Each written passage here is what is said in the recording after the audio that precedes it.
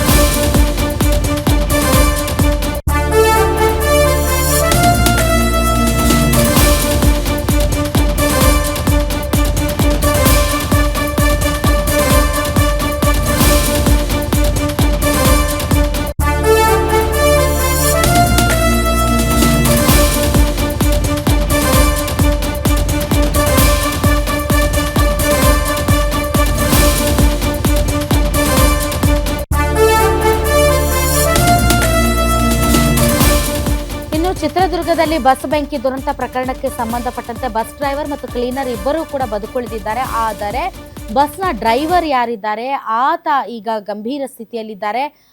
ಚಾಲಕ ರಫೀಕ್ನನ್ನ ಈಗ ಕಿಮ್ಸ್ ಹಾಸ್ಪಿಟಲ್ಗೆ ಕರೆದುಕೊಂಡು ಹೋಗಲಾಗಿದೆ. ರಫೀಕ್ ಮತ್ತು ಸಾದಿಕ್ ಇಬ್ಬರೂ ಕೂಡ ಸೋದರ ಸಂಬಂಧಿಗಳು. ರಫೀಕ್ನ ಸಹೋದರಿಯ ಮಗ ಸಾದಿಕ್. Rafiq driver, Sadiq cleaner. ಕಳೆದ 20 ವರ್ಷಗಳಿಂದ ಬಸ್ ಓಡಿಸ್ತಾ ಇರ್ತಾರೆ ರಫೀಕ್. ಶಿಗ್ಗಾವಿ ಅವರು ರಫೀಕ್.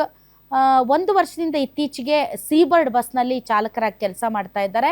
ಇಲ್ಲಿಯವರೆಗೆ ಅವರು VRL ಅಲ್ಲಿ ಚಾಲಕನಾಗಿ ಕೆಲಸ ಮಾಡ್ತಾ ಇದ್ರಂತೆ. ಕಳೆದ 1 ವರ್ಷದಿಂದ ಸೀಬರ್ಡ್ ಬಸ್ಗೆ ಚಾಲಕನಾಗಿ ಕೆಲಸ ಮಾಡ್ತಾ ಇದ್ದಾರೆ. ನಿನ್ನೆ ರಾತ್ರಿ 8 ಗಂಟೆಗೆ ತಮ್ಮ ಹೆಂಡತಿಗೆ ಕರೆ ಮಾಡಿ ಆರೋಗ್ಯವನ್ನು ವಿಚಾರಿಸಿದ್ದಾರೆ. ಕಿಮ್ಸ್ಗೆ ಶಿಫ್ಟ್ ಮುನ್ನ ದುರಂತ ಕರಾಳದ ಭೀಕರತೆಯನ್ನ ಬಿಚ್ಚಿಟ್ಟಿದ್ದಾರೆ ರಫೀಕ್. ಡಿಕ್ಕಿ ಹೊಡೆದಾಗ ಸಡನ್ಲಿ ಏನಾಯ್ತು ಅಂತಾನೆ ಗೊತ್ತಾಗ್ಲಿಲ್ಲ.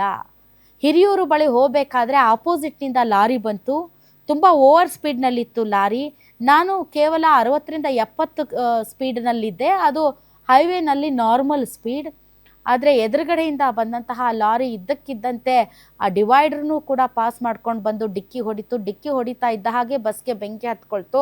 ನಾನು ಯಾಕೆ ಹೊರಗಡೆ ಬಿದ್ದೆ, ಹೇಗೆ ಹೊರಗಡೆ ಬಿದ್ದೆ ಅನ್ನೋದೇ ನನಗೆ ಗೊತ್ತಾಗಲಿಲ್ಲ. ಕಣ್ ತೆಗೆದು ನೋಡಿದಾಗ ನಾನು ಬಚಾವಾಗಿದ್ದೆ ಅಂತ ಅಲ್ಲಿ ಬಸ್ ಚಾಲಕ ಹೇಳ್ತಾರೆ. ಗೋಕರ್ಣ ಜಿಗ ಆ ಡಿವೈಡರ್ ಜಿಕ್ಷನ ಅಲ್ಲ, ನೀವು ಅದನ್ನ ತಪ್ಸಕ್ಕೆ ಹೋದ್ರಿ? ನೀವು ತಪ್ಸಕ್ಕೆ ಬಾಜು ಬಸ್ಸಿಗೆ ಟಚ್ ಆಯ್ತು. ಬಾಜು ಬಸ್ಸಿಗೆ ಟಚ್ ಆಯ್ತು. ಎಷ್ಟು ಜನ ಇದ್ರಿ ಬಸ್ಸಲ್ಲಿ? 28. Okay okay okay. ನೀವು ಅಂದ್ರೆ ಅವ್ನು ಓವರ್ ಸ್ಪೀಡಾಗಿ ಬಂದಿದ್ದಕ್ಕೆ ಹಿಂಗಾಯ್ತದ. ಮತ್ತು ನೀವು ಹಿಂಗೆ ಬಸ್ಸಿಂದ ಕಾಪಾಡ್ಕೊಡ್ರಿ ನಿಮ್ಗೆ? ನಿಮ್ಗೆ ಯಾರು ತೆಗ್ದಾರ ಗೊತ್ತಿಲ್ಲ ಸರ್. ಗೊತ್ತಿಲ್ಲ ಸರ್, ಏನಾಗಿದೆ ಗೊತ್ತಿಲ್ಲ. ಅಂದ್ರೆ ಬಸ್ ಡಿಕ್ಕಿ ಹೊಡೆದ್ಮೇಲೆ ಬ್ಲಾಸ್ಟ್ ಆಯ್ತಾ? ಬ್ಲಾಸ್ಟ್ ಆಯ್ತು. ಬ್ಲಾಸ್ಟ್ ಆಯ್ತು. ಸೀದಾ ಡೀಸೆಲ್ ಟ್ಯಾಂಕಿಗೆ ಬಂದಾನು.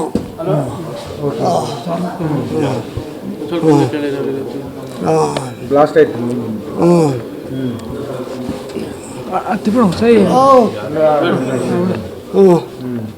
ಸೀದಾ ಡೀಸೆಲ್ ಟ್ಯಾಂಕಿಗೆ ಬಂದು ನೋಡೋದು ಸರ್. ಡೀಸೆಲ್ ಟ್ಯಾಂಕಿಗೆ ಹೊಡೆದಿದ್ದಾನೆ.